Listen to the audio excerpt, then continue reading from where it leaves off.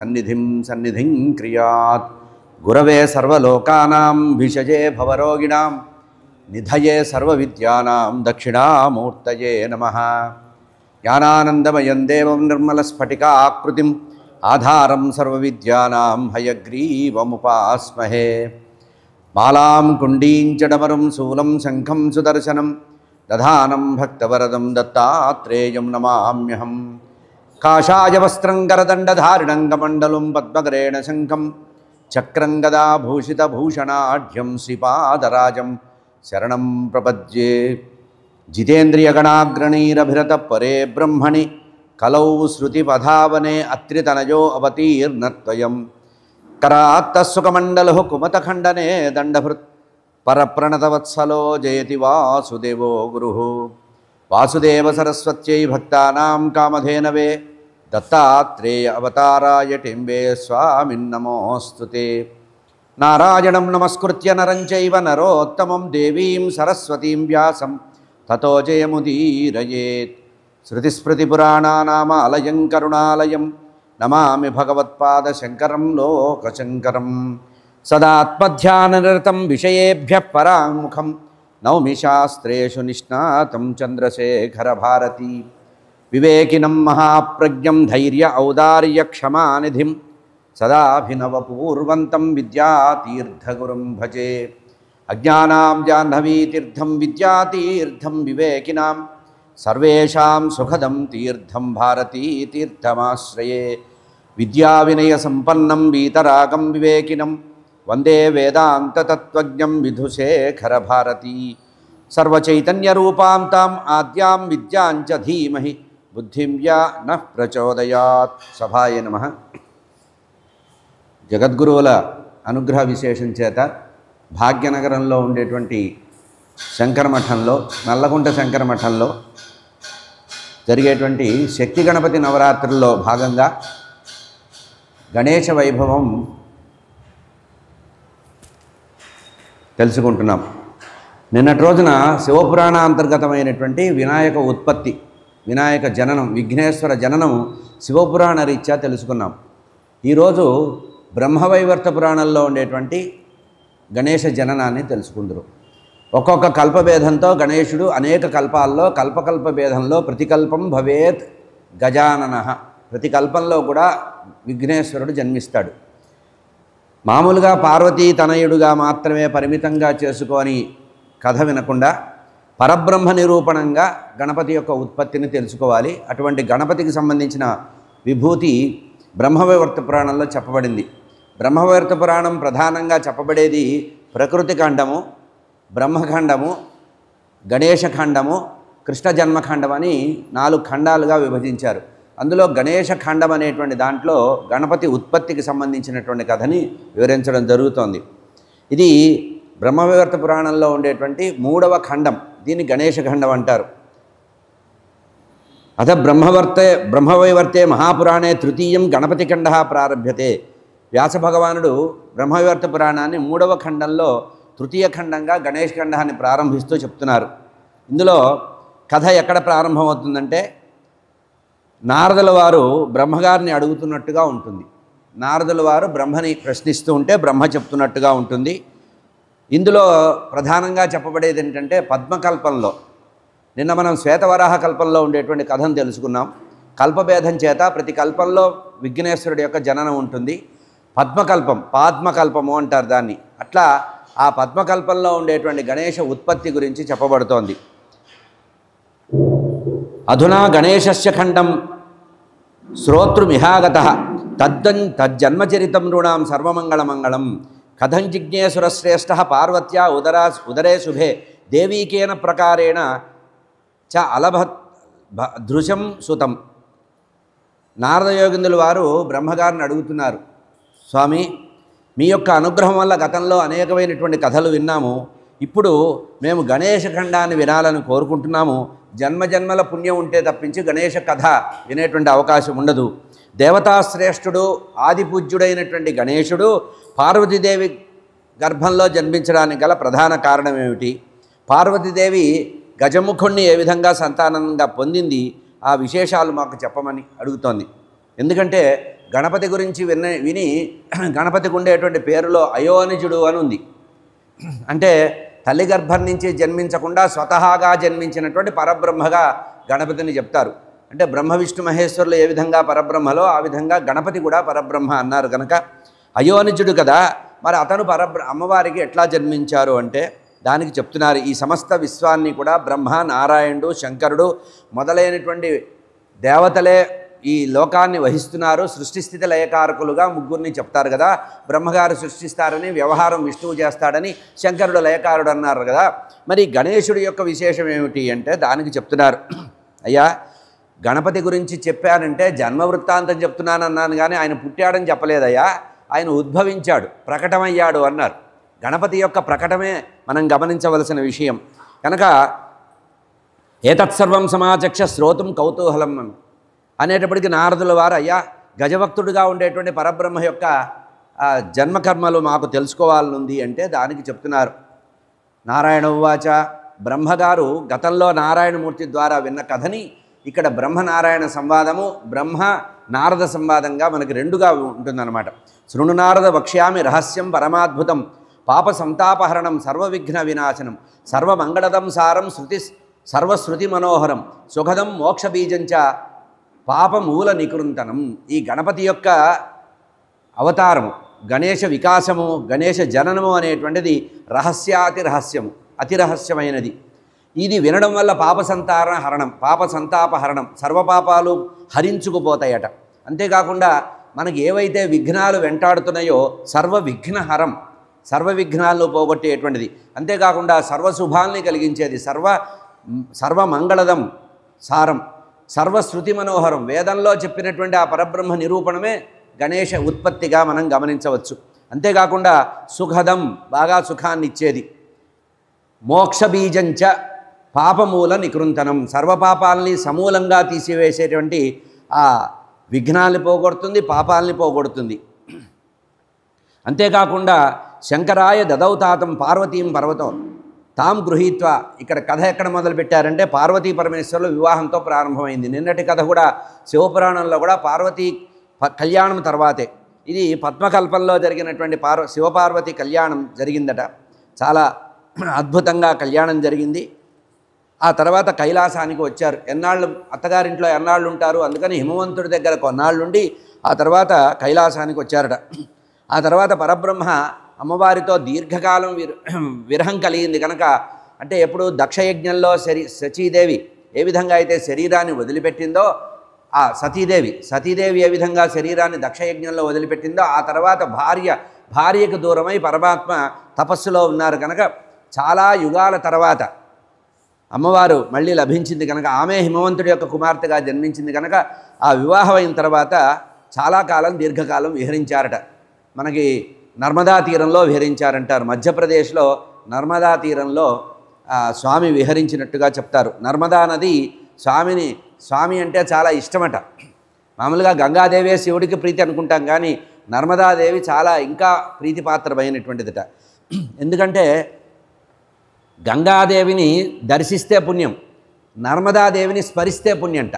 కేవలం స్మరణ మాత్రం చేతనే నర్మదా నది పవిత్రమిస్తుంది. ఎందుకంటే పార్వతీ పరమేశ్వరుల యొక్క వివాహమైన కొత్తల్లో ఆ నదీ తీరంలో స్వామి విహరించారు, వింధ్యపర్వత ప్రాంతం. అట్లా చాలా కాలము విహరించారట. ఇక్కడ దేవతలేమో హాహాకారాలు చేస్తున్నారు. పార్వతీ పరమేశ్వరుల సంతానంగా విఘ్న వినాశకుడైనటువంటి గణనాథుడు జన్మించాల అనుకున్నారు కదా అని కోరుకున్నారట. ఇదే సమయంలో పార్వతీదేవి పరమాత్మని అడిగిందట, శంకర్ల వారిని అడిగింది, నాథ నాకు సంతానమే కదా జీవన సాఫల్యం, గృహస్థాశ్రమంలో ఎవరైతే అడుగు పెడతారో వారి సఫలత్వం ఎక్కడొస్తుందంటే సంతానం వల్లనే గృహస్థాశ్రమం ఫలం అవుతుంది. తపస్సు ద్వారా బ్రహ్మచర్యము, వేదాధ్యయనం ద్వారా బ్రహ్మచర్యం సఫలం అవుతుంది, సంతానము ద్వారా గృహస్థాశ్రమం సఫలం అవుతుంది. కనుక గృహస్థాశ్రమ ధర్మంలో సత్సంతానం కావాలి కనుక సంతానాన్ని అనుగ్రహించండి అని కోరింది. అప్పుడు స్వామి చెప్తున్నారు, త్యక్త్వారతిం మహాదేవ. ఆ తర్వాత విహరించడం ఆపేసి పరమాత్మ ఇంకా విహారం చాలనుకొని కైలాసానికి వచ్చేశారట. అప్పుడు పరమాత్మ అమ్మవారితో మాట్లాడుతున్నాడు. సుపుత్ర స్వామినోంశ్చ నాకు సంతాన యోగ్యత కావాలి, మంచి భర్త దొరకడం ఎంత అదృష్టమో సత్సంతానం కలగడం కూడా అంత అదృష్టం. కేవలము మంచి భర్తతో కాదు జీవితం సాఫల్యం పొందేది. స్త్రీకి సుపుత్ర స్వామినోశ్చ, సుపుత్రుడు జన్మించడం వల్ల కూడా, సంతాన యోగ్యత వల్ల కూడా తన యొక్క గర్భము సార్థకం అవుతుంది స్త్రీకి. స్వామి స్వాంసేన సుస్త్రీణాం గర్భే జన్మ లభే ధ్రువం. తన అంశతో పురుషుడు స్త్రీకి సంతానాన్ని అనుగ్రహించాలట, తన అంశ సంజాతుడుగా. అంటే పుత్రుడు అంటే తన యొక్క శరీరం నుంచి వచ్చినవాడు, ఆత్మావై పుత్రనామాసి అంటారు. కనుక ఈ స్వామి అంశేన, తన యొక్క అంశగా, తన యొక్క రూపంలో, తన చైతన్యంతోనే కుమారుడు రావాలి. కనుక సాధ్వి అయినటువంటి పతివ్రతా శిరోమణి ఎప్పుడు కూడా భర్త యొక్క అనురూపంగా రూప విలాసంగా రావాలి అని కోరుకుంటారు. నీ పరబ్రహ్మని ప్రార్థించింది పార్వతీదేవి. క్యూపాయం కరిష్యామి వద యోగేశ్వరేశ్వర ఉపాయ సింధో తపసాం సర్వేషాంచ ఫలప్రద. నా యొక్క మనసులో ఉండే కోరిక పూర్తిగా నెరవేరేటట్లుగా నువ్వు ఉపాయాలను ఇచ్చేవాళ్లలో సముద్రుడివి. మామూలుగా దయాసముద్రుడు అంటారు అందరినీ, కానీ శంకరుడికి పార్వతీదేవి ఏం చెప్పిందంటే మీరు ఉపాయ సింధుడివి అని. అంటే ఉపాయాలు చెప్పడంలో, ఆయనకు ఉపాయాలు చెప్పడంలో సముద్రం అంత విశాలమైన వాట శంకరుడు. ఓ ఉపాయ సింధో కిముపాయం కరిష్యామి, ఏ ఉపాయం చేత నేను సంతానాన్ని పొందవచ్చో ఆ సంతాన యోగ్యత విషయాన్ని చెప్పమంటే అప్పుడు ఆ స్వామి చెప్తున్నారు పార్వతీదేవికి, పరమేశ్వరుడు స్వయంగా చెప్తున్నటువంటి విషయం. మహాదేవోవాచ శృణు పార్వతి వక్ష్యామి తవ భద్రం భవిష్యతి ఉపాయతః కార్యసిద్ధ్యై వచ్చేదజ్జగతత్ప్రతే. పరమాత్మని కనుక ఆరాధిస్తే భగవంతుడు అనుగ్రహించి సంతానం కలుగుతాట. ఇక్కడ పరమాత్మని ఆరాధిస్తే అని. ఈ బ్రహ్మవైవర్త పురాణంలో ఉండే గొప్పతనం ఏంటంటే పరబ్రహ్మ నిరూపణమే ఈ బ్రహ్మవైవర్త పురాణం యొక్క నియమం. ఇందులో ప్రధాన దేవత, ఈ బ్రహ్మవైవర్త పురాణంలో ప్రధాన దేవత ఎవరంటే గోలోకంలో ఉండే కృష్ణ పరమాత్మ. గోలోకంలో ఉండే కృష్ణుడే పరబ్రహ్మ అంటారు. ఆయన నుంచే బ్రహ్మ, ఆయన నుంచి విష్ణువు, ఆయన నుంచే మహేశ్వరుడు వచ్చారని.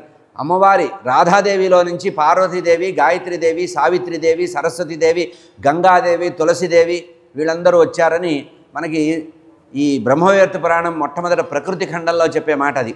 అంటే ఇంతమంది దేవతలు లేరయ్యా, ప్రకృతి పురుషులను ఇద్దరే దేవతలు ఉన్నారు. ప్రకృతి అంటే రాధాదేవి, పురుషుడు అంటే గోలోకవాసి అయిన కృష్ణ పరమాత్మ. ఆయనే శంకరుడు, ఆయనే విష్ణువు, ఆయనే బ్రహ్మ. సర్వదేవతల యొక్క సమాహార రూపమే ఆ గోలోకవాసి అయిన రమణుడు అయినటువంటి గోలోకవాసి అయిన కృష్ణ పరమాత్మ. కనుక చెప్తున్నారు ఆ పరబ్రహ్మని కనుక నువ్వు ఉపాసించినట్లయితే నీకు సత్సంతానం వస్తుంది. ఎవరు ఆ పరబ్రహ్మ అంటే హరేర్ ఆరాధనం కృత్వా వ్రతం కురు వరాననే. వ్రతం చ పుణ్యకం నామ వర్షమేకం కరిష్యతి. 1 సంవత్సర కాలం కనుక నువ్వు పుణ్యక వ్రతాన్ని చేసినట్లయితే నీ మనోవాంఛలన్నీ తీరుతాయి. ఇది పుణ్యక వ్రతము అనేటువంటిది. వాంఛాకల్పతరం వరం. ఈ వ్రతం ఎట్లాంటిదంటే వాంఛాకల్పతరం, కోరుకున్న కోరికల్ని తీర్చేటువంటి కల్పవృక్షం లాంటిది. సుఖదం పుణ్యదం సారం పుత్రదం సర్వసౌఖ్యదం. అనేకమైనటువంటి ఆ ఆదినారాయణమూర్తి పరబ్రహ్మని కనుక 1 సంవత్సరం కాలక ఉపాసించినట్లయితే సర్వసౌఖ్యాలు, సత్సంతానము, మహాపుణ్యం అనేది లభిస్తుందని చెప్పారు. ఏ విధంగా అయితే నదీనాంచ యథా గంగా, నదులన్నిట్లో గంగ ఎట్లా శ్రేష్టమైనదో ఆ విధంగా గోలోకవాసి అయిన కృష్ణ పరమాత్మ దేవతలందరిలో కూడా శ్రేష్ఠుడు కాదు, శ్రేష్ఠ తముడు అంది. అంటే శ్రేష్ఠుల్లో అత్యంత శ్రేష్ఠుళ్ళు. కనుక హరిని వ్రతం ద్వారా తృప్తిపరచు. హరి అంటే ఇప్పుడు గోలోకవాసి అయిన కృష్ణ పరమాత్మ, వైకుంఠ నారాయణమూర్తి అని కాదు. వైకుంఠ నారాయణమూర్తి మామూలుగా బ్రహ్మ విష్ణు మహేశ్వరులాగా త్రిమూర్త్యాత్మకం. బ్రహ్మ విష్ణువు మహేశ్వరుడు ఏ విధంగా సత్వరజస్తమో గుణాలకు ఆధారంగా అమ్మవారు సృష్టించింది. రాధాదేవి మనస్సంకల్పం చేత కృష్ణుడిని ప్రార్థిస్తే కృష్ణుడిలో నుంచి వచ్చారట ముగ్గురు. ఎవరు? సత్వగుణం నుంచి బ్రహ్మగా విష్ణుమూర్తి, రజోగుణం నుంచి బ్రహ్మగారు, తమోగుణం నుంచి శంకరులు వారు వచ్చారట. ఈ శంకరుడు వేరు. మళ్ళీ శివపురాణం ఏం చెప్తుంది? ఆ పరబ్రహ్మ అంటే శంకరుడు అనే చెప్తుంది. పార్వతీ పరమేశ్వరులే అక్కడ చెప్తుంది. మళ్ళీ దేవి భాగవతం ఏం చెప్తుంది? అమ్మవారు మణిద్వీపంలో అమ్మవారు ఉంది, అమ్మవారి నుంచే భవానీ నుంచే భవానీపతి వచ్చాడు, ఆమె నుంచే సమస్తమైనటువంటి దేవతలు వచ్చారన్నారు. కనుక అంటే ఇక్కడ ఒకటే చెప్తుంది, ఏకం సత్ విప్రా బహుధా వదంతి. ఉన్న పరబ్రహ్మ వస్తువు ఒకటే. అది స్త్రీయా పురుషుడా అంటే ఎవరూ కాదంటుంది. దేవి భాగవతంలో స్పష్టంగా ప్రథమ స్కంధంలో చెప్పారు. ఎవరయ్యా అమ్మా నువ్వు ఎవరు అని అడిగారు త్రిమూర్తులు. మణిద్వీపానికి తీసుకెళ్తే అమ్మవారు పుష్ప విమానంలో అమ్మా నీవెవరు అంటే ఆమె చెప్పింది, నేను స్త్రీని కాదు, పురుషుణ్ణి కాదు, ఇంకొకటి కాదు, సర్వచైతన్య స్వరూపురాలిని, నేను సమాహార రూపం, నేను పరమాత్మ, నా యొక్క భర్త అయినటువంటి మహేశ్వరుడు ఏం చెప్తే అది చేస్తానంటుంది ఆమె. అట్లాగే ఇక్కడ చెప్తున్నారు, హరిసేవ చెయ్యి, పుణ్యక వ్రతాన్ని కనుక నువ్వు చేసినట్లయితే నీకు సంతానం కలుగుతుంది. వ్రతానాం పుణ్యకం తథా, వ్రతాలన్నింటిలోకి అత్యంత శ్రేష్టతమైనటువంటి వ్రతము పుణ్యక వ్రతం. వ్రతం కురు మహాభాగే త్రిషు లోకేషు దుర్లభం సర్వశ్రేష్టస్య పుత్రస్తే వ్రతాదేవ భవిష్యతి. వ్రతారాధ్య కృష్ణ సర్వేషాం వాంఛితప్రద. ఈ వ్రతాలన్నింటిలో కూడా గోలోకవాసి అయిన కృష్ణ పరమాత్మని ఆరాధించడమే పరమావధిగా పెట్టుకొని ఆ గోలోకవాసి అయిన కృష్ణ పరమాత్మని పుణ్యక వ్రతం అనేటువంటి పేరుతో 1 సంవత్సర కాలం వ్రతం చేయాలమ్మా. హరిమంత్రం గృహీత్వా, ఆ రాధారణుడైనటువంటి కృష్ణమంత్రాన్ని ఉపదేశిస్తాను. ఆ మంత్రాన్ని కృష్ణ కృష్ణ అని అక్షరద్వయము అన్నారు. మనకి పెద్ద పెద్ద అక్షరాలతో దీర్ఘాక్షరాలతో షోడశి మహామంత్రాలు మొదలైన ఉన్నాయి, కానీ యథార్థంగా చెప్తే 2 అక్షరాల నామాలే ఎక్కువ ఉన్నాయి. హరి 2 అక్షరాలు, శివ 2 అక్షరాలు, రామ 2 అక్షరాలు, అమ్మవారు మాత 2 అక్షరాలు. అట్లాగే కృష్ణ అనే అక్షరద్వయం, ఇత్యక్షరద్వయం. దత్తాత్రేయ స్వామి గురించి 2 అక్షరాలు చెప్పబడ్డాయి. మహామంత్రాలన్నింటినీ కూడా మహామంత్రాలు ఇవ్వేట. అక్షరద్వయం అన్నారు, 2 అక్షరాలు ఉపాసిస్తే చాలట. అట్లాగే గోలోకవాసి అయిన కృష్ణ అనేటువంటి నామం కానీ, ఇంకా మనకి బ్రహ్మవైవర్త పురాణంలో మనకి కృష్ణఖండంలో చెప్తుంది, చిలక రూపంలో ఉండేటువంటి సుఖయోగినుల వారికి కృష్ణ పరమాత్మ ఉపదేశించిన మంత్రం కూడా 2 అక్షరాలేట. రాధే రాధే రాధే అని మనకి ఉత్తర భారతదేశంలో బృందావన ప్రాంతంలో అంటుంటారే. కృష్ణ పరమాత్మ ఏమో రాధామంత్రాన్ని ఉపదేశించారట, రాధాదేవేమో కృష్ణ మంత్రాన్ని ఉపదేశించారట. బ్రహ్మవైవర్త పురాణంలో కృష్ణ జన్మఖండంలో చాలా అద్భుతంగా ఉంటుంది కథ. ఏమిటంటే ఒకానొక సందర్భంలో కృష్ణ పరమాత్మ అలిగిపోయి కూర్చున్నారట. ఎక్కడ? ఒక నదీ తీరంలో కూర్చున్నారట స్వామి. నదీ తీరంలో ఎందుకు కూర్చున్నారంటే ఆ గోలోకంలో ఉండేటువంటి సమస్తమైనటువంటి పరివారము, అంటే అక్కడ ఉండేటువంటి గోపికలు కానీ గోపబాలురు కానీ, కోటానుకోట్ల గోపికలు కానీ గోపబాలురు కానీ ఎవరైనా కూడా కృష్ణ కృష్ణ కృష్ణ అంటున్నారట. రాధాదేవి ఆదేశంట ఇది. ఎవరైనా సరే కృష్ణనామం తప్పించి ఇంకో నామం చెప్పొద్దని. నా నామం నాకు విని విని చాలా ఇబ్బందిగా ఉంది, నా నామం కాదు రాధాదేవిని స్మరించమని చెప్పారట. అప్పుడు అలిగిపోయి కూర్చున్నాడు. విరజానది ఒడ్డున కూర్చున్నారు స్వామి. విరజానది ఒడ్డున కూర్చుంటే రాధాదేవి వచ్చి బొంగమూతి వేసుకొని కూర్చున్న కృష్ణ పరమాత్మని అడిగిందిట, నాథ ఏమిటి, ఎందుకు ఇట్లా కూర్చున్నారంటే అందరూ నా నామాన్ని ఉచ్చరిస్తున్నారు, నా నామం వల్ల నాకు తీపి లేదు, రాధానామం చేస్తేనే నాకు తృప్తి ఎందట. దీనికే అసలు ఈ రాధాదేవి ఎవరు అన్నారు. దానికి కూడా బ్రహ్మవైవర్త పురాణంలో కృష్ణఖండంలోనే ప్రత్యేకంగా చెప్పారు. కృష్ణ పరమాత్మ తన అందాన్ని మెచ్చుకోవడానికి ఒక వ్యక్తి కావాలని కోరుకున్నారట. తన ఎంత అందగాడో అద్దంలో చూసుకుంటే తనకి తెలియటం లేదుట. తన అందం ఎంత గొప్పదో తెలుసుకొని తన అందాన్ని ఆరాధించే ఒక వ్యక్తి కావాలని చెప్పి ఒకరోజు విరజానది ఒడ్డున కూర్చొని హృదయాన్ని ఎడమవైపు చేయి పెట్టుకొని ఇట్లా అన్నారట. ఎడమ భాగం నుంచి రాధాదేవి వచ్చిందట.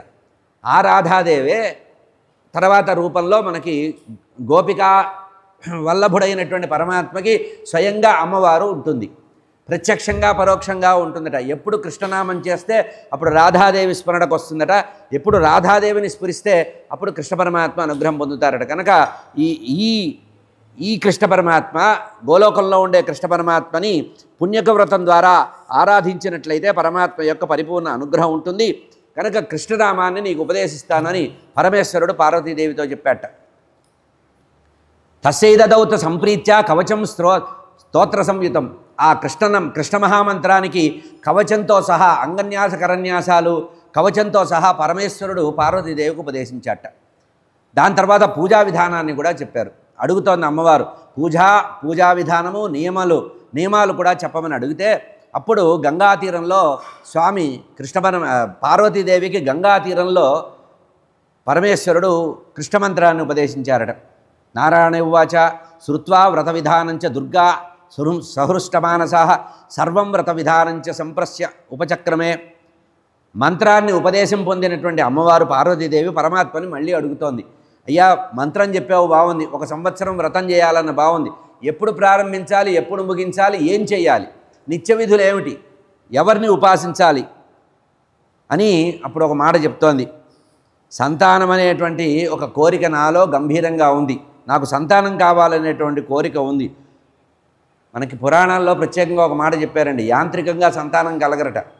ఏదో డాక్టర్ల దగ్గరికి వెళ్ళి వైద్యం చేయించుకుంటే కాదట, పూర్వజన్మార్జితమైనటువంటి పుణ్య విశేషము, ఆ పుణ్య విశేషమే కాకుండా పరమేశ్వరుడు యొక్క అనుగ్రహం ఉండాలట. పరమేశ్వరుడు అనుగ్రహం వల్ల కలిగే సంతానము ధార్మిక సంతానం అవుతారట. అందుకనే సంతానం కూడా 2-3 రకాలు అన్నారు. కామ సంతానము, ధర్మ సంతానము అన్నారు. మోక్ష సంతానం కూడా ఉంది. అందుకనే పూర్వకాలంలో ఎక్కువ మంది సంతానం కావాలని కోరుకునేవారు. కామ సంతానము, ధర్మ సంతానము, మోక్ష సంతానం. మోక్షాన్ని ఇచ్చేవాడు అంటే సంవత్సరం తప్పకుండా తద్దినం పెట్టేవాడు, మహామహాక్షేత్రాల్లో తర్పణాలు ఇచ్చేవాడు, పితృకర్మలు చేసేవాడు మోక్ష సంతానం, మోక్షాన్ని ఇచ్చేవాడు. ఇక ఉన్నప్పుడు నరకం చూపించేవాడు కామ సంతానం. అంటే ఈ శరీరమే గొప్పది అనుకోని శరీరం మీద ఉండేటువంటి వ్యామోహము కామం ద్వారా సంతానాన్ని కోరుకుంటే వచ్చే సంతానం కామ సంతానం. వాడు ఎంతసేపటికి తండ్రి ఎంత ఆస్తి ఇస్తాడా, ఇంకా ఎంత ఎక్కువ ఇస్తాడా అని చెప్పి తండ్రిని వృద్ధాశ్రమంలో ఉంచేసి భోగభాగ్యాలు అనుభవించే సంతానము కామ సంతానం. ధర్మ సంతానం అంటే తండ్రి ఏ ధర్మాన్ని స్థాపించాడో, ఏ ధర్మం కోసం జీవితాంతం గడిపాడో, ఏ ధర్మం కోసం దానము సదాచారము వైదిక క్రియలు జరిపాడో ఆ క్రియలు జరుపుతూ తండ్రి యొక్క రుణం తీర్చుకునేవాడు ధర్మ సంతానం. కనుక ఇక్కడ పార్వతీదేవి చెప్తోంది, పితా కౌమార కాలేచ సదా పాలనకారకా భర్త మధ్యే సుతా శేషే. స్త్రీలకు అన్ని కోరికలను తీర్చేది భర్తే. తల్లిదండ్రులే శ్రేష్టం అనుకుంటారు స్త్రీలు, కానీ పార్వతీదేవి చెప్తోందండి, అల్లాటప్పగా వాళ్ళు వీళ్ళు చెప్తే ప్రమాణం కాదు. పార్వతీదేవి చెప్తోంది, స్త్రీలకు భర్త అన్ని కోరికలను తీర్చేవాడు. భర్త కంటే కోరికలు తీర్చేవాడు ఎవడు లేడు. చిన్నతనంలో తండ్రి, పెళ్ళయిన తర్వాత భర్త, ఆ తర్వాత సంతానము, ఇదిట వరస. పితారక్షతి కౌమారే, మనకు భారతంలో కూడా చెప్పారు ఈ మాట. కనుక స్త్రీకి పుట్టినప్పుడు తండ్రి రక్షణ ఇస్తాడు, తర్వాత భర్త రక్షణ ఇస్తాడు, ఆ తర్వాత కలిగిన సంతానం రక్షణ ఇస్తారు. కనుక ఇప్పుడు నాకు సంతానము భవిష్యత్ రక్షణ కోసం కావాలి కనుక భార్యకి భర్త ఇచ్చే పెద్ద అనుగ్రహం, పరమ అనుగ్రహమే సంతానం. కనుక తండ్రి కానీ బంధువులు కానీ ఎవరూ కూడా ఇవ్వగలిగేటువంటిది కాదు.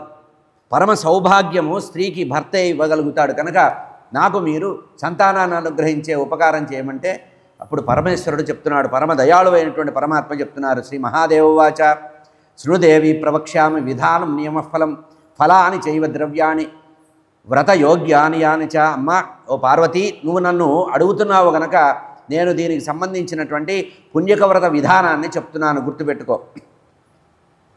విప్రాణం శతకం శుద్ధం ఫల పుష్పహారకం. అనేక మంది బ్రాహ్మణోత్తములను పిలిచి దానాలు చేస్తూ సంవత్సర కాలం చేయాలి. సర్వవ్రత విధానజ్ఞం వేదాంత సారకం. ఈ వ్రతాన్ని సంవత్సర కాలం జరిపించేటువంటి పుణ్యక వ్రతాన్ని జరిపించడానికి వేదశాస్త్రాలు బాగా తెలిసినటువంటి నిర్మలమైనటువంటి వ్యక్తి పూజ చేయించాలట.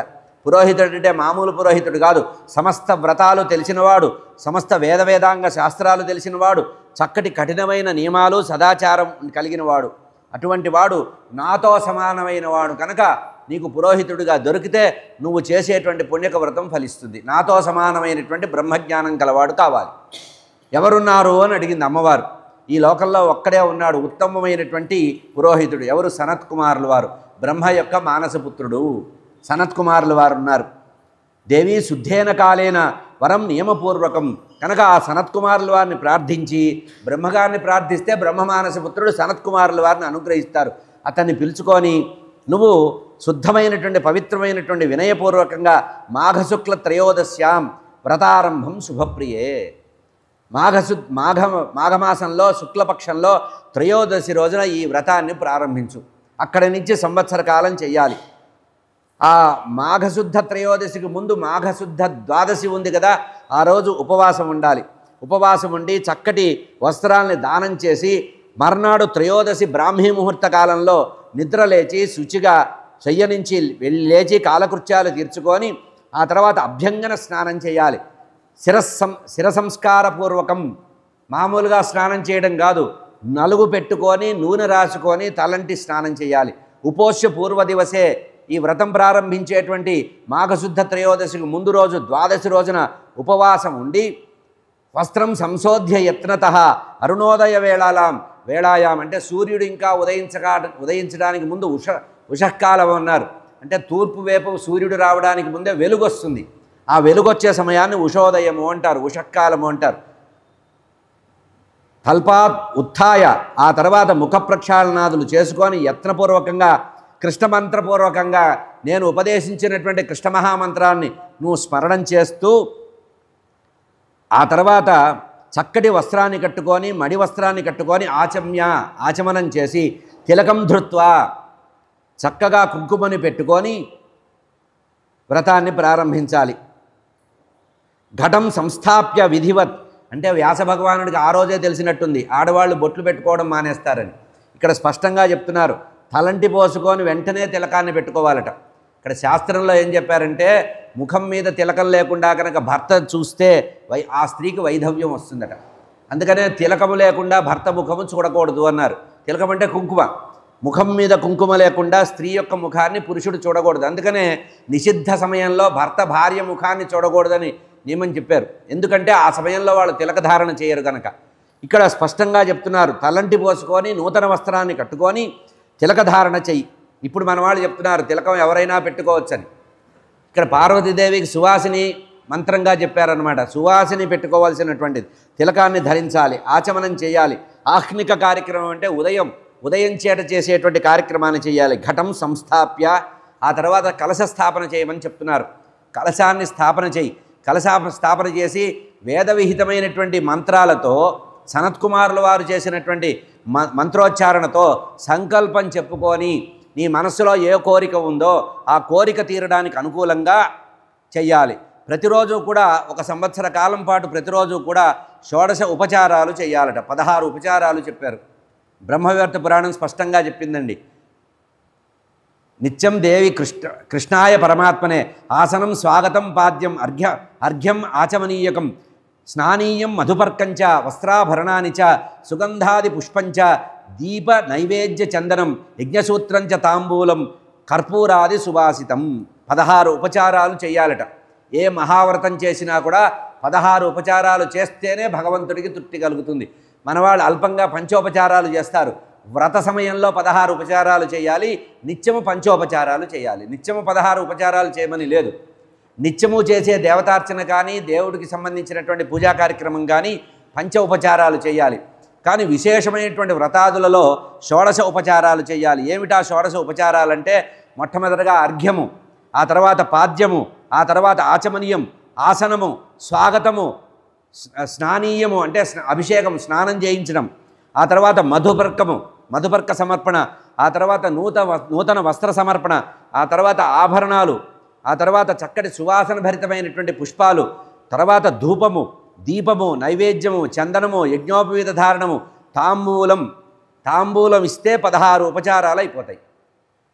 మొట్టమొదటగా చేయవలసింది అర్ఘ్యము, చివరిగా చేసే 16వ ఉపచారము తాంబూలము.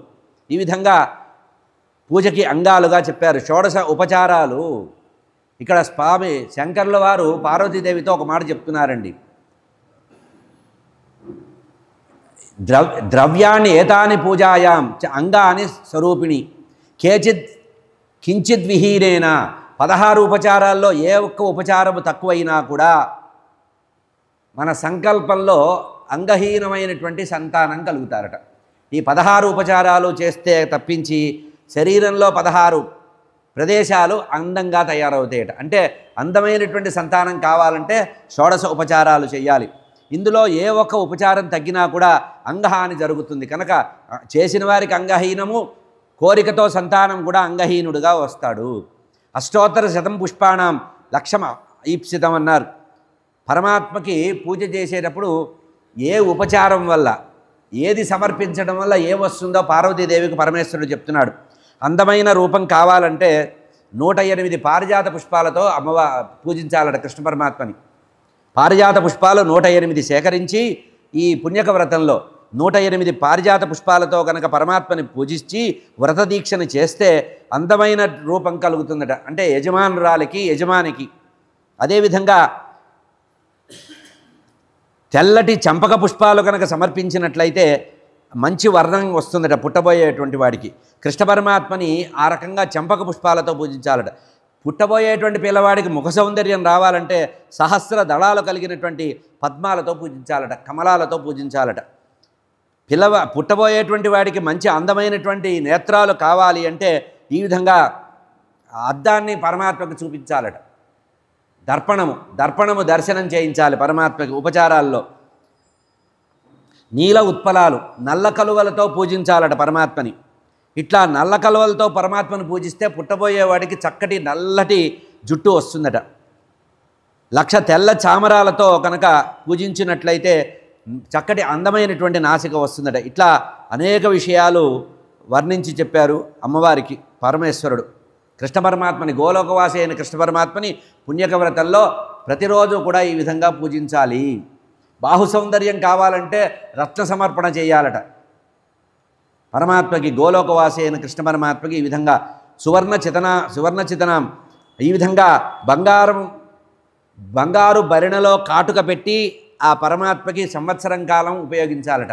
అంటే ప్రతిరోజు కూడా కృష్ణ పరమాత్మకి బంగారు భరిణలో పెట్టినటువంటి కాటుకతో పరమాత్మకి ఉపచారం చేయాలట.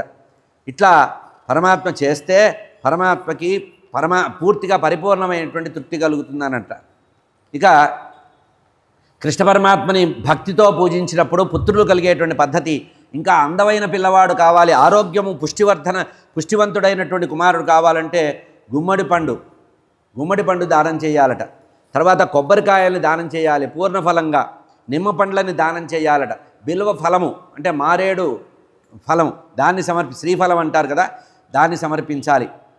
ఇట్లా ధన సమృద్ధి కావాలంటే రత్నాల్ని దానం చేయాలట. నెయ్యి చక్కెర కలిపినటువంటి పిండి, గోధుమ పిండిని ప్రసాదంగా వండాలట. అనేక పుష్పాలతో గోలోకవాసి అయిన కృష్ణ పరమాత్మని పూజించాలి. నైవేద్యాని చ దేయాని స్వాదూని మధురాని చ. నైవేద్యం కూడా ఎట్లా ఉండాలంటే నానావిధ నైవేద్యాలు పెట్టాలట. మీరు బృందావనం మొదలైనటువంటి ప్రదేశాల్లో చూస్తారు కదా, మధుర, బృందావనము, ద్వారకా ఇటువంటి ప్రదేశాల్లో పెట్టే నానా విధమైన నైవేద్యాలు పెట్టాలి. కృష్ణ పరమాత్మ కనుక తృప్తి పొందితే ఈ ప్రపంచంలో ప్రతిదీ సులభంగా దొరుకుతుందట. అటువంటి పుణ్యక వ్రతం నీకు చెప్పాను. అంతే కాకుండా ఈ పుణ్యక వ్రతంలో చేసేటువంటి పుష్ప సమర్పణలో ప్రతి పుష్పానికి ముందు వెనక తులసి దళం ఇవ్వాలట. ప్రతి పుష్ప అర్చన చేసేటప్పుడు తులసి మాల సమర్పించాలట. అంతా పూజ అయిపోయిన తర్వాత, షోడశ ఉపచారాలు అయిపోయిన తర్వాత, పరమాత్మకి తాంబూలం కూడా ఇచ్చిన తర్వాత మంత్రపుష్పం సమర్పించాలి. 2 చేతులలో పుష్పాలు చేతిలో పెట్టుకొని పుష్పాంజలి సమర్పించి సహస్ర నమస్కారాలు చేయాలట. ఈ వ్రతం ఆచరిస్తే 6 మాసాలు, మొదటి 6 మాసాలు సంవత్సర కాలం నియమం చెప్పారు కదా, మొదటి 6 మాసాలు కూడా హవిష్యాన్నమే భోజనం చేయాలట. ఎవరు? ముత్తైదు యజమానురాలు. హవిష్యాన్నం అంటే బియ్యం కడగకుండా బియ్యంలో నీళ్లు పోసి యథాతథంగా అక్కడ పొయ్యి మీద పెట్టి దాంట్లో కొంచెం జీలకర్ర వేసి వండి తినాలి. దీన్ని హవిష్యాన్నం అన్నారు, నెయ్యి కలిపి కొంచెం. ఇట్లా 6 మాసాలు హవిష్యాన్నమే తినాలి, మొదటి 6 మాసాలు. తర్వాత వచ్చేటువంటి 5 నెలలు కేవలం ఫలాలు మాత్రమే, పండ్లు, బాగా పండినటువంటి ఫలాలని మాత్రమే నైవేద్యం పెట్టి తినాలట. చివరి నెలలో హవిష్యాన్నం, మళ్ళీ చివరి 12వ నెలలో హవిష్యాన్నాన్ని మొదటి 15 రోజులు శుక్లపక్షంలో హవిష్యాన్నాన్ని, కృష్ణపక్షంలో కేవలము జలపానం చేయాలట. అంటే ఇప్పుడు లెక్క ఏం చెప్పారంటే మొదటి 6 మాసాలు హవిష్యాన్నము, తర్వాత 5 మాసాలు అంటే 7వ మాసం నుంచి 11వ మాసం వరకు పళ్ళు మాత్రమే తినడం. ఆ తర్వాత 12వ మాసంలో చివరిలో మొదటి 15 రోజులు శుక్లపక్షంలో పూర్వపక్షంలో హవిష్యాన్నాన్ని తినాలి. మిగతా 15 రోజులు నీటిని మాత్రమే స్వీకరిస్తే పుణ్యక వ్రత పద్ధతిని పార్వతీదేవికి పరమేశ్వరుడు చెప్తున్న విషయం. అయితే ఈ సంవత్సర కాలం ఏం నియమం చేయాలి? మనం ఏదైనా ఒక వ్రతాన్ని కనుక ప్రారంభిస్తే, ఒక నియమంతో సంకల్పిస్తే ప్రధానంగా చేయవలసినటువంటి ఒక విషయం చెప్పారండి. ఇది ఒక్కటి మనం చేయం. ఇంతో అంతో ద్రవ్యలోపం లేకుండా చేస్తాం, కానీ ఈ పాఠం చేయం. ఇతర విషయాల్ని స్మరించకుండా కేవలము భగవన్నామాన్నే స్మరిస్తూ ఉండాలట. ఇతరులని కీర్తించకూడదుట. ఇతరుల మానవుల్ని కీర్తించడం కానీ, ఎవరిని పొగిడి బతిమిలాడటం కానీ చేయకూడదుట. కృష్ణనామ స్మరణే చేస్తూ ఉండాలి, కృష్ణ కీర్తనే చేస్తూ ఉండాలి. కృష్ణ పరమాత్మ చేసినటువంటి లీలల్ని మాత్రమే తలుచుకుంటూ ఉండాలట. పరమాత్మ లీలలన్నీ కూడా భావన చేస్తూ పరమాత్మతో సంభాషణ చేస్తున్నట్టుగా భావన పొందాలట. అంటే కృష్ణ పరమాత్మతో అనుస్యూతంగా తాను అనుసంధానం కలిగినట్లుగా ఉండాలి. ఇది ఉపాసన. ఎవరైనా చూస్తున్నా చూడకపోతున్నా రహస్య సంభాషణ కూడా చేయకూడదు. మనం మౌనంగా ఉంటాం. ఎవరు చూడనప్పుడు తలుపులేసి ఇంకోటితో మాట్లాడుతూ ఉంటాం. ఇది కాదుట. కనుక మౌనం అంటే అనవసర విషయాల మీదకి మనసు పోకపోవడమే మౌనం. మౌనం అంటే మాట్లాడకపోవడం కాదు. అత్యవసరం ఉన్నప్పుడు మాట్లాడాలి. ముందు వెనక భగవన్నామాన్ని కలిపి మాట్లాడాలి. ముందు వెనక భగవన్నామాన్ని కలిపి కనుక మాట్లాడితే ఆ మౌనం అనేది స్థిరంగా నిలబడుతుంది. కనుక అసత్య సంభాషణ చేయడం కానీ, రహస్య సంభాషణ చేయడం కానీ, ఇతర క్రియాకలాపాలు చేయడం కానీ వ్రతానికి భంగకరం. కనుక బ్రహ్మచర్య వ్రతం చేయాలి, కఠినమైనటువంటి విషయంలో ఉండాలి. వ్రతం ముగిసిపోయిన తర్వాత 12వ మాసంలో కంబళి దానం చేయాలట. చక్కటి కంబళిని దానం చేయాలి, యజ్ఞోపవీతాన్ని దానం చేయాలి, గోదానం చేయాలి, విశేషంగా భోజనాలు పెట్టాలి, బంగారు కాసులు దానం చేయాలి. ఇదంతా ఎవరికి చెప్తున్నారు? పార్వతీదేవితో పరమేశ్వరుడు చెప్తున్నాడు. ఏతద్ వ్రతఫలం దేవి దృఢా భక్తిర్ హరే భవేత్, హరితుల్యో భవేత్ పుత్రో విఖ్యాతో భువనత్రయే, సౌందర్యం స్వామి సౌభాగ్యం ఐశ్వర్యం విపులంధనం.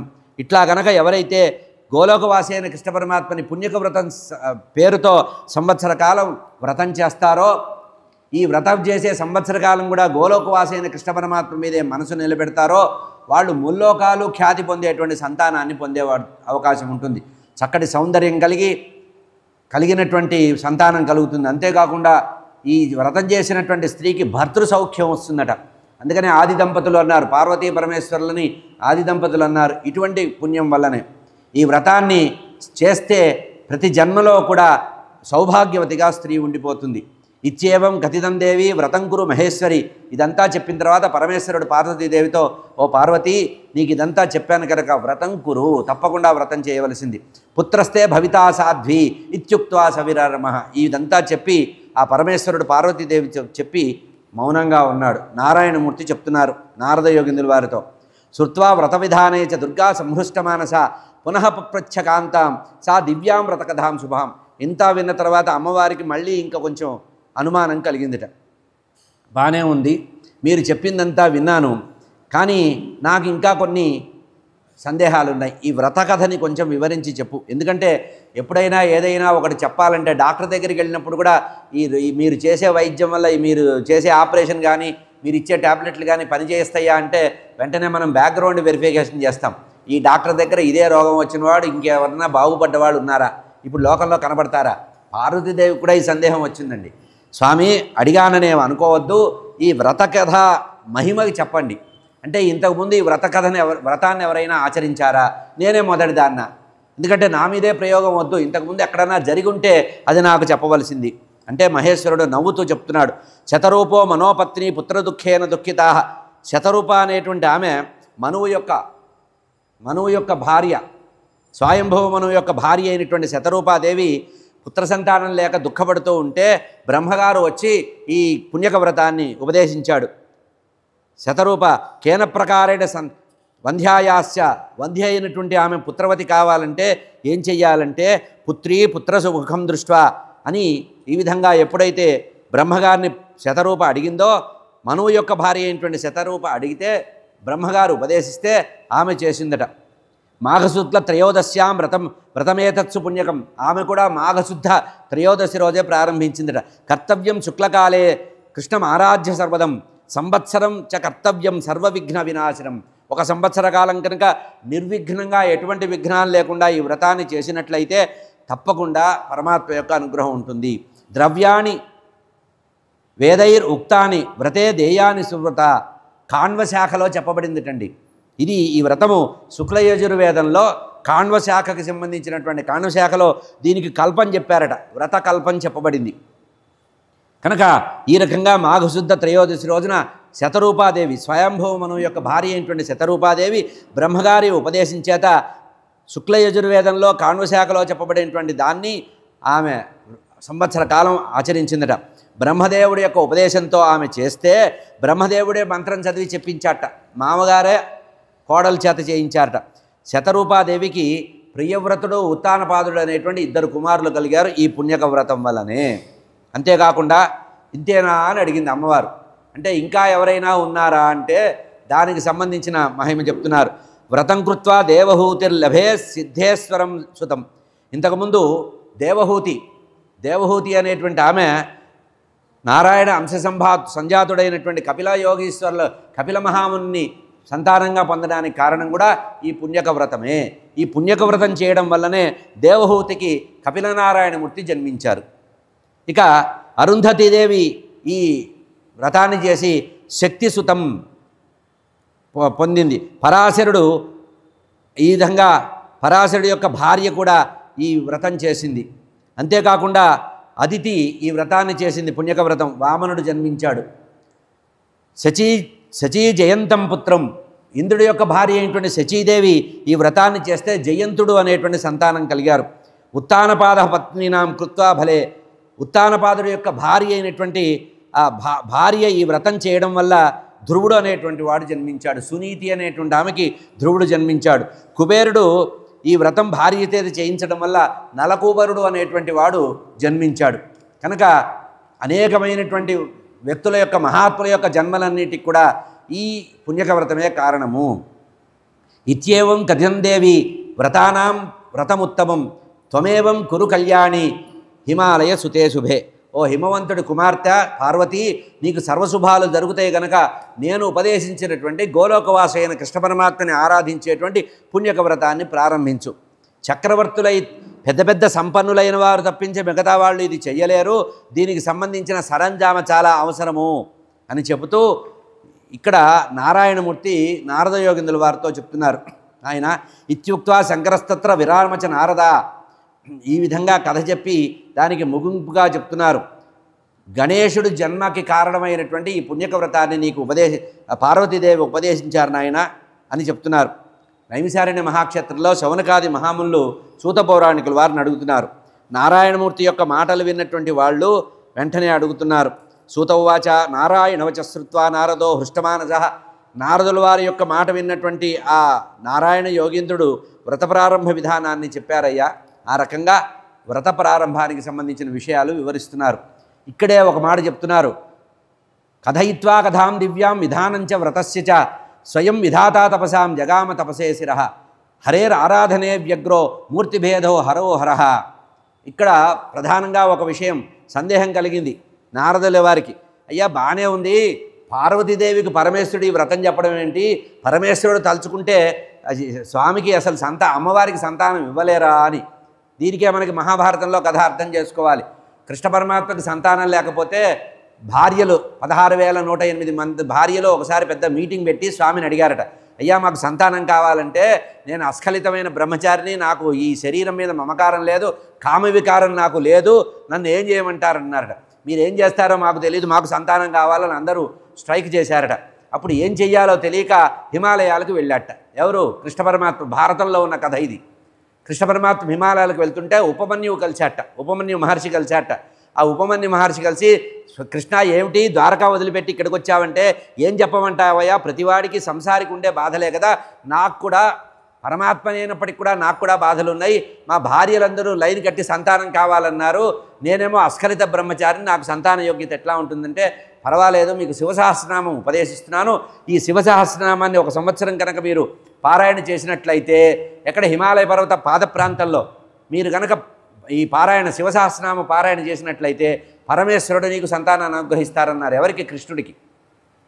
ముక్కు మూసుకొని ఆయన సంవత్సర కాలం భార్యా పిల్లలను వదిలేసి, ద్వారకాను వదిలే అన్నీ వదిలిపెట్టేసి, శంఖచక్ర గదా పద్మాలు కూడా వదిలిపెట్టేసి ఋషిలాగా హిమాలయ పాద ప్రాంతంలో కూర్చొని తపస్సు చేశాట 1 సంవత్సరం. సంవత్సరం పూర్తయిన తర్వాత పార్వతీ పరమేశ్వరులు వచ్చారు. అయ్యా ఏం కావాలి స్వామి, నువ్వు చాలా గొప్పవాడివి, నువ్వు నాతో సమానమైన వాడివి, నువ్వు ఇది చేయడం ఏమిటంటే, మా వాళ్ళు సంతానం అడిగారు, ఏం చేయమంటారంటే, పర్వాలా నువ్వు సంవత్సర కాలం చేసినటువంటి ఈ పారాయణ తపస్సు నాకు మెచ్చింది, నీ ప్రతి భార్యకి 10 మంది సంతానాన్ని ఇస్తున్నాను పొమ్మన్నారు. అట్లా 16,108 మందికి కూడా శంకరుడి యొక్క అనుగ్రహంతో కృష్ణ పరమాత్మకి సంతానం కలిగారు. ఇప్పుడు ఆ శంకరుడు పార్వతీదేవితో ఏం చెప్తున్నాడు? నీకు సంతానం కావాలంటే కృష్ణ పరమాత్మని. అందుకని ఇక్కడ చెప్తున్నారు, హరేర్ ఆరాధనే వ్యగ్రో. ఏదో విష్ణుమూర్తిని పూజించమని పరమేశ్వరుడు అన్నాడు కదా అని బాధపడవద్దు. మూర్తిభేద ధరో హరిహరహ. శంకరుడే ఇంకొక రూపంతో గోలోకంలో కృష్ణుడిగా ఉన్నాడు కనుక ఏకో దేవ, ఉన్న పరమాత్మ ఒకరే కనుక రూపభేదంతో శ్రీహరియే శంకరుడుగా ఉన్నాడు. శ్రీహరిని మనస్సులో ధ్యానిస్తే శంకరుడు సంతోషపడతాట. శివాయ విష్ణురూపాయ శివరూపాయ విష్ణవే శివస్య హృదయగుం విష్ణో విష్ణోస్య హృదయగుం శివ. ఆయన ఈయన గురించి తలుచుకుంటాట, ఈయన ఆయన గురించి తలుచుకుంటాట. మనమేమో నిలువు బొట్లు అడ్డబొట్లు పెట్టుకొని కొట్టుకొని చేస్తూ ఉంటాం. అసలు జరిగేది అక్కడ వాళ్ళు ఒకళ్ళు కలిసే ఉంటారట. ఒకళ్ళనొకళ్ళు చాలా ప్రేమగా అనురాగంగా చూసుకుంటూ ఉంటారట. కనుక తానే స్వయంగా ఫలాన్ని ఇవ్వగలిగిన వాడైనప్పటికీ కూడా పరమేశ్వరుడు ఆ గోలోకవాసి అయిన కృష్ణ పరమాత్మ తనకి అతనికి భేదం లేదనే ఉద్దేశంతో, అంటే హరిహరుల మధ్యలో భేదం లేదని నిరూపించడానికి పార్వతీదేవి ద్వారా కృష్ణారాధన చేయించారు. కనుక ఇక్కడ రూపభేదమే కానీ మూర్తి భేదం లేదు. రూపం మాత్రమే తేడా ఉంది కానీ ఒరిజినల్ అదే. అంటే సీసా మారింది కానీ సారం ఒకటే. అదేవిధంగా ఉన్నట్లుగా ఇక్కడ హరిని ధ్యానించమని చెప్పి పార్వతీదేవికి చెప్పాడు. జ్ఞానానందుడైనటువంటి పరమాత్మ, సనాతనుడైనటువంటి పరబ్రహ్మ, పరమానందపూర్ణస్య జ్ఞానానంద సనాతన దివానిశం నజానాతి హరిమంత్రం హరిస్మన. ఈ విధంగా ఎప్పుడైతే గోలోకవాసి అయిన కృష్ణ పరమాత్మ యొక్క అక్షరద్వయమైనటువంటి శ్రీకృష్ణ మంత్రాన్ని ఉపదేశించారో ఆ నిమిషం నుంచి అమ్మవారు ఎప్పుడో ఏదో మాసం రావాలని చూడలేదట. మంత్రం మాత్రం అప్పటి నుంచే ప్రారంభించిందట. ఎప్పుడైనా గురువుగారు ఒక మంత్రాన్ని ఉపదేశిస్తే ఉపదేశించిన మరు నిమిషం నుంచి ఆ మంత్రాన్ని ధ్యానం చేయాలి. అప్పుడు మాత్రమే మంత్రం సిద్ధిస్తుంది. ఎప్పుడో అప్పుడు చేద్దాం ఇప్పుడు చేద్దాం అనుకోకూడదట. గురువు ఇచ్చినటువంటి మంత్రాన్ని మననం చేస్తూ ఉండాలి. అసలు మంత్రం అంటేనే అది. మననం చేసిన వాడిని తరింపజేస్తుందట. మననాత్రాయత ఇది మంత్ర. మంత్రం అంటే అర్థం ఏంటంటే నువ్వు మననం చేయడం వల్ల నిన్ను తరింపజేస్తుంది. కనుక ప్రహృష్ట మనసాదేవి పార్వతి భర్తురాజ్ఞయ, భర్త ఆజ్ఞ ఇచ్చేటప్పటికీ భర్త యొక్క ఆజ్ఞని తీసుకున్నటువంటి ఆ పార్వతీదేవి చాలా సంతోషపడిపోయి ఆ తపస్సు వ్రతం ప్రారంభించిందిట. సనత్కుమార భగవానుని స్మరించిందిట. సమత్కుమారో భగవాన్ బ్రహ్మగారి యొక్క మానసపుత్రుడు కదా, అతను వచ్చాట. ఎప్పుడైతే బ్రహ్మమానసపుత్రుడు సనత్కుమారుల వారు అక్కడికి వచ్చారో వెంటనే బ్రహ్మదేవుడు కూడా అక్కడికి వచ్చాట. ఎవరితో వచ్చాడు బ్రహ్మదేవుడు? సావిత్రీదేవితో వచ్చాట, అమ్మవారిని వెంట పెట్టుకొని. మహేశ్వరుడు తొందర పెడుతున్నాట, పార్వతి తొందరగా ప్రారంభించు, రావాల్సినటువంటి పురోహితుల వారు కూడా వచ్చారు, ఆలస్యం చేయొద్దు, సంకల్పం చేయమన్నారట. చతుర్భుజుడైనటువంటి వైకుంఠ నారాయణమూర్తి కూడా అక్కడికి వచ్చి కూర్చున్నారట. చేస్తోంది కృష్ణ ధ్యానము, చేస్తోంది కృష్ణ పూజ, వచ్చింది వైకుంఠ నుంచి నారాయణమూర్తి. అంటే అర్థం చేసుకోండి, కైలాసము, సత్యలోకము, ఆ విధంగా వైకుంఠము ఉన్నాయి. వీటికి ఊర్ధ్వంగా ఉండేదే గోలోకం. కనుక గోలోకంలో ఉండే కృష్ణ పరమాత్మ ఈ మూడు లోకాలని సృష్టించారు, తన రూపంతో వీళ్ళను సృష్టించారు. అందుకనే దేవి భాగవతం ప్రథమ స్కంధంలో ఏం చెప్పారంటే, మహాప్రళయం వచ్చినప్పుడు ఈ బ్రహ్మాండం అంతా జలమయం అయిపోతే అప్పుడు మిగిలేది ఒకటే ఒక లోకంట, గోలోకం మాత్రమే మిగులుతుందిట. ఇంకే లోకాలు మిగలవు. ఏ లోకాలు, అన్ని లోకాలు కూడా అంతరిస్తాయట. మహాప్రళయం వచ్చి కొన్ని వేల సంవత్సరాలు వర్షం మాత్రమే వస్తుందట. భాగవతంలో కూడా దీనికి ప్రమాణం ఇచ్చారు. 1000 సంవత్సరాలు ఎండ మాత్రమే ఉంటుందట. ఈ ఎండ మాత్రమే, కఠినమైనటువంటి ఎండ, అగ్ని లాంటి ఎండ వస్తుందట. అది 1000 సంవత్సరాలు. 1000 దీర్ఘ సంవత్సరాలు ఎండ వస్తే ఈ భూమి మీద ఉండే నీరు అంతా కూడా ఎండిపోతుందట. మనం ఏదో బిల్డింగులు కట్టుకున్నాం, ఎస్టేట్లు కట్టుకున్నాం, కబ్జాలు చేసాం, ఏవీ మిగలవు, అన్నీ వెళ్ళిపోతాయి. చివరికి ఏం మిగులుతుందట? ఆ తర్వాత మళ్ళీ కొన్ని వేల సంవత్సరాలు వర్షం వస్తుందట. ఈ మొత్తము బ్రహ్మాండం అంతా కూడా భస్మీభూతమైపోయి బూడిదగా మిగిలిపోతే ఆ తర్వాత జలం వచ్చి మహాజల ప్రళయం వచ్చి కొన్ని వేల సంవత్సరాలు వర్షం కురుస్తుందట. ఆ వర్షం కురిస్తే బ్రహ్మాండం అంతా కూడా నీటి కడవలాగా తయారవుతుందట. బ్రహ్మాండం నీటి కడవలాగా తయారైతే అందులో పరమాత్మ విష్ణుమూర్తి యోగ సాధన చేత యోగ నిద్రలో ఉపక్రమిస్తాడు. అక్కడ ఒక వటపత్రం ఉంటుందట, మర్రి ఆకు అన్నారు, కొంతమంది రావి ఆకు అన్నారు. ఆ ఆకు మీద పడుకోనుంటే దేవి భాగవతంలో దీనికి ప్రమాణం చెప్పారు. అమ్మవారు ఆ ఆకుని ఒక తాడుతో కట్టుకొని ఉయ్యాలలాగా ఆ మహావిష్ణువు యోగ నిద్రాగతుడైనటువంటి నారాయణమూర్తిని జలరూపి జనార్దన అన్నారు. జలరూపంలో నిమగ్నమై ఉండి మహానిద్రలో యోగ నిద్రలో ఉండేటువంటి ఆ పరబ్రహ్మని, ఆయన కేవలం విష్ణుమూర్తి కాదు, పరబ్రహ్మ యోగమాయా శక్తి రూపం చేత మాయా ప్రభావం చేత నిద్రపోతుంటే అమ్మవారు ఉయ్యాల ఊపుతుందట, దేవి భాగవత ప్రమాణం. ఆ తర్వాత కొంతకాలానికి స్వామి నిద్రలేస్తాట. ఈ బ్రహ్మాండమంతా బ్రహ్మలో లీనమవుతుందట. ఆ బ్రహ్మగారు పరబ్రహ్మలో లీనమవుతాట. మళ్ళీ బ్రహ్మగారు ఆ పరబ్రహ్మ యొక్క నాభికమలం నుంచి బయటకు వస్తాడు.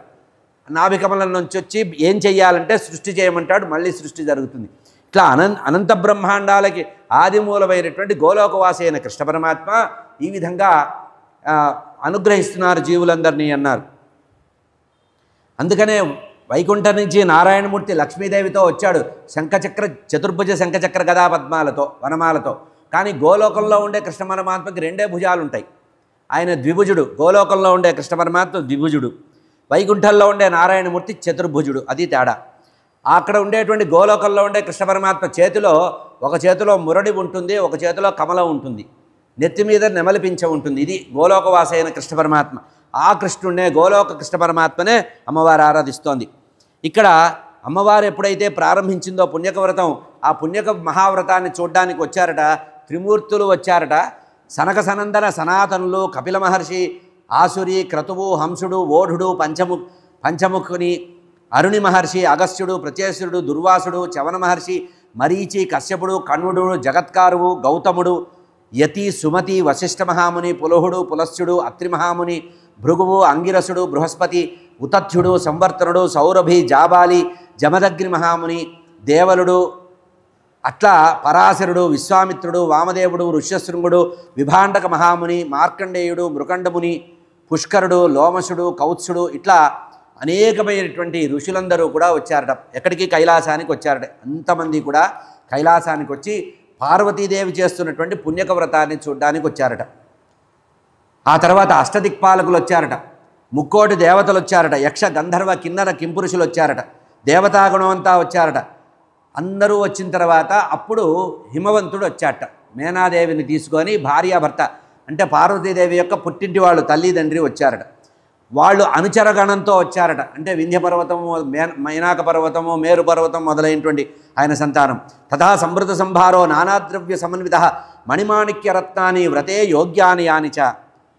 అమ్మాయి చేస్తున్నటువంటి వ్రతానికి, పుణ్యవ్రతానికి సహాయం చేయాలని ఒట్టి చేతులతో రాలేదట. పుట్టింటి నుంచి అత్తగారు తల్లిదండ్రులు ఒట్టి చేతితో రాకూడదు, వెళ్ళేటప్పుడు ఒట్టి చేతులతో వెళ్ళాలట. ఇది మనకి ఈరోజు ఉల్టా సీదా. అమ్మాయి ఇంటికి వచ్చేటప్పుడు ద్రవ్యాలతో రావాలట, వెళ్ళేటప్పుడు ఒట్టి చేతులతో వెళ్ళాలట. ఇట్లా వెళితేనే పరమాత్మ యొక్క అనుగ్రహం ఉంటుందట. అమ్మాయి దగ్గర ఇవ్వడానికి, అబ్బాయి దగ్గర తీసుకోవడానికి హక్కు ఉంటుందట తల్లిదండ్రులకి. ఇది కనుక వచ్చేటప్పుడు మణిమాణిక్యాలు, ద్రవ్యాలు, ప్రపంచంలో ఎక్కడా దొరకనటువంటి అత్యంత అమూల్యమైనటువంటి పదార్థాలని తీసుకొచ్చారట. 1,00,000 ఏనుగులను ఇచ్చారట దానం చేయడానికి ఉపయోగపడాలని హిమవంతుడు. 3 లక్షల గుర్రాలు, 1,00,000 గోవులు, 1,000,000 రత్నాలు, 1,000,000 బంగారు నాణాలు, వజ్రాలు, ముత్యాలు, కౌస్తుభాలు, ఇవన్నీ కూడా తల్లిదండ్రులు తెచ్చి అమ్మవారికి ఇచ్చారట పార్వతీదేవికి. ఇవి ఉంచమ్మా అని ఇచ్చారట. అంతేగాని నేనేదో గొప్పగా ఇస్తున్నాం, ఫోటో తీసుకురాండి, వీడియోగ్రాఫర్ దానని అల్లా. మనం 5 పైసలు ఇచ్చినా ఫోటో తీయించుకుంటాం. వీళ్ళు ఏం చేశారట, వచ్చి ఒక మూల పెట్టారట, కైలాసంలో మూల పెట్టి ఉంచమ్మా అన్నారట. ఎందుకైనా పనికి వస్తుంది ఉంచమని, ఏదో కార్యక్రమం చేస్తున్నావు కదా అని. బ్రహ్మణ మానవ సిద్ధ నాగా విద్యాధరస్తద సన్యాసినో భిక్షుకాంశ వందిన పార్వతీపతే విద్యాధరీ నర్తకీచ. బ్రాహ్మణులు, మునులు, సిద్ధులు, నాగులు, విద్యాధరులు, యతీశ్వరులు కూడా వచ్చారట. అమ్మవారు చేస్తున్న పుణ్యక వ్రతం చూడ్డానికి యతీశ్వరులు కూడా వచ్చారట. స్తోత్రపాఠాలు చేయడానికి విద్యాధరులు వచ్చారట, యక్షకిన్నరులు వచ్చారట, నాట్యం చేయడానికి అప్సరసలు వచ్చారట అమ్మవారు చేస్తున్నటువంటి కార్యక్రమానికి. కైలాసంలో వాద్యాలు వాయించడానికి ప్రమథగణాలు సిద్ధంగా ఉన్నారట. కైలాస రాజమార్గంచ చందనేర సుసంస్కృతం. ఆ కైలాసం అంతా కూడా పన్నీటితో జల్లారటండి, పన్నీటితో అలికారట మొత్తం కైలాసం అంతా. అనేకమైనటువంటి వస్తు సముదాయంతో కార్యక్రమాన్ని ప్రారంభిస్తున్నారు. శంకరుడు భార్యతో కూర్చున్నట్ట. సంకల్పం చెప్పడానికి ఒక్కరు కూర్చోకూడదు కదా, భార్యా సమేతంగా ఆయన కూడా కూర్చున్నట్ట. శంకరుల వారు కూర్చొని, అయ్యా కార్యక్రమం చేయడానికి చాలా మేమిద్దరం కూడా ధ్యానమగ్నులై ఉంటాం, కృష్ణ పరమాత్మని ధ్యానం చేస్తాం ఈ సంవత్సరం పాటు. మీకు పనులు చేయడానికి ఎటు వచ్చారు కదా, చూస్తే మీకు ఉపయోగం ఉంది, ఇందులో మీరందరూ కూడా పాల్గొనండి దేవేంద్రుడికి దానాధ్యక్షుడిగా ఇచ్చారట.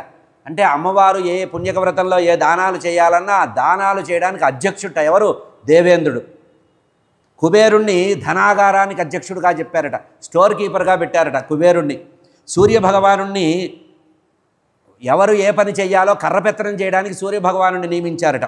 వరుణదేవుడికి భోజనాలు ఏర్పాటు చేయమని చెప్పారట, వరుణదేవుడికి చెప్పారట. పెరుగు, పాలు, నెయ్యి, మజ్జిగ ఇవన్నీ కూడా పెద్ద పెద్ద నదుల్లాగా తయారు ఇవ్వడానికి చేశారట. వంట చేయడానికి లక్ష్మీదేవిని పిలిచాట పరమేశ్వరుడు. చెల్లెల్ని పిలిచాట పరమేశ్వరుడు. పిలిచి, అమ్మా ఇంటి ఆడబడుచు నువ్వు వంట చెయ్యి అని లక్ష్మీదేవికి వంటశాలని అప్పచెప్పాట. లక్ష్మీదేవి అందరికి కూడా చక్కగా వండి పెట్టిందిట.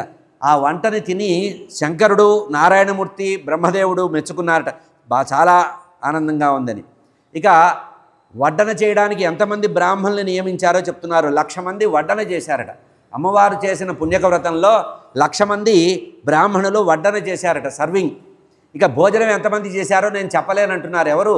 నారద యోగిందుల వారికి నారాయణమూర్తి చెప్తున్నారు, నాయన వడ్డిచ్చిన వాళ్ళే 1,00,000 మంది ఉన్నారు, ఎంతమంది తిన్నారో నాకు తెలియదు, నేను సంఖ్య చెప్పలేను. కూర్చున్న వాళ్ళందరికీ కూడా సువాసనగా పచ్చకర్పూరంతో తాంబూలాలు కూడా ఇచ్చారట. రత్నసింహాసనంత విష్ణుం క్షీరోద శాయినం, ఈ విధంగా విష్ణుమూర్తికి కూర్చోబెట్టారట. వైకుంఠం నుంచి, పాలకడల నుంచి పాలసముద్రం నుంచి వచ్చాడు కనుక విష్ణుమూర్తికి రత్నసింహాసనం ఇచ్చారట. ఆ తర్వాత పరబ్రహ్మ స్వరూపుడైనటువంటి విష్ణుమూర్తికి అందరూ కూడా నమస్కరించారట. మహాదేవుడు చెప్తున్నాడు, మదీయం వచనం నాథ శ్రీనివాస శృణుప్రభో. శ్రీనివాస పరబ్రహ్మ అంటే వైకుంఠ నారాయణమూర్తి దగ్గరికి శంకరుడు చేతులు కట్టుకొని వచ్చాట. ఎందుకంటే యజమాని కదా, వ్రతం చేయిస్తోంది పార్వతీదేవితో యజమాని కనుక, ఇంటికి తనకంటే చిన్నవాడు వచ్చినా కూడా చేతులు కట్టుకొని యజమాని, అతిథి దేవో భవ అన్నారు కదా, అతిథిగా వచ్చిన నారాయణమూర్తికి చేతులు కట్టుకొని విష్ణుమూర్తిని ప్రార్థిస్తున్నాడు శంకరుడు. తపస్వరూప పరమాత్మ, మదీయం వచనం నాద శ్రీనివాస శృణో ప్రభో, ఓ పరమాత్మ, కర్మఫల జీవులందరి యొక్క కర్మలకి ఫలాన్ని ఇచ్చేటువంటి ఓ మహావిష్ణువు, ఈ వ్రతాన్ని ఎట్లా జరిపించాలో నువ్వే దగ్గరుండి జరిపించాలి. నువ్వే వ్రతానికి, ఎందుకంటే కోరికలు తీర్చే వాళ్ళల్లో కల్పవృక్షం లాంటివి కనుక నా భార్య పార్వతీదేవి చేసేటువంటి వ్రతానికి దగ్గర ఉండి నువ్వు జరిపించాలి. పురాత్యక్వా సదేహం. ఎందుకు చెప్తున్నానంటే ఇంత మాట, ఎప్పుడూ కూడా నన్ను ఏ చిన్న కోరిక కూడా అడగనటువంటి నా భార్య పార్వతీదేవి గత జన్మలో కూడా నన్ను ఏం అడగలేదు.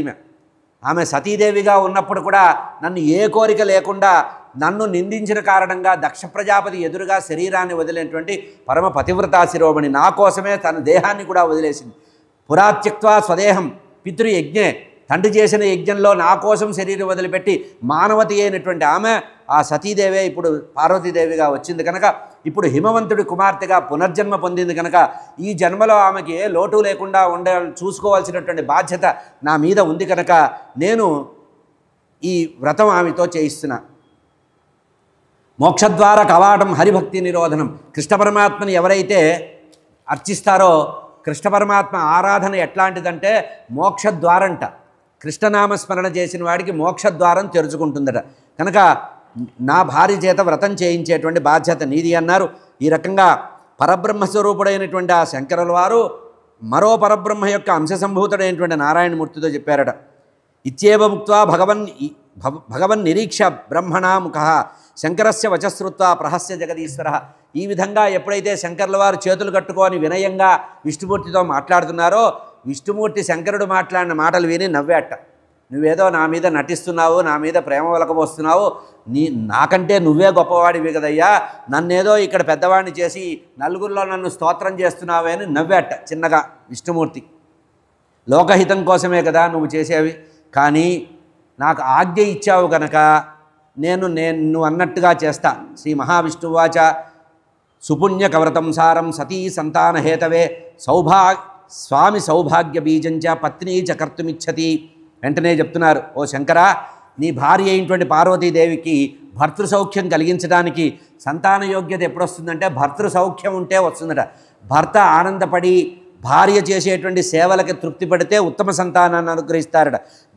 భర్తృ సౌభాగ్య లభ్యంగా ఈమెకి సంతానాన్ని అనుగ్రహించేటువంటి అదృష్టము నీ చేతిలో ఉంది. ఇది పుణ్యకవ్రత రూపంలో చేయమంటున్నావు కనుక ఇది అసాధ్యమేమీ కాదు. సమస్త వాంఛితాలని కూడా తీర్చేటువంటి అద్భుతమైనటువంటి వ్రతము ఈ పుణ్యక వ్రతంగా చెప్పబడింది. ఈ రకంగా మహావిష్ణువు అమ్మవారి చేత పార్వతీదేవి చేత పరమేశ్వరుడు యొక్క సమక్షంలో పుణ్యక వ్రతాన్ని ప్రారంభించారు. ఆ వ్రతానికి సంబంధించిన రెండవ భాగం రేపు సకాలంగా మనవి చేస్తాం. స్వస్తి ప్రజాభ్య పరిపాలయంతాం న్యాయేన మార్గేణ మహిం మహిషా గోబ్రాహ్మణేభ్య శుభమస్తు నిత్యం లోకాః సమస్తాః సుఖినో భవంతు. కాలే వర్షతు పర్జన్య పృథివీ సస్యశాలిని దేశోయం క్షోభరహితః బ్రాహ్మణాः సంతు నిర్భయాः అపుత్రాः పుత్రిణः సంతు పుత్రిణः సంతు పౌత్రిణः అధనాः సధనాः సంతు జీవంతు శరదాం శతం.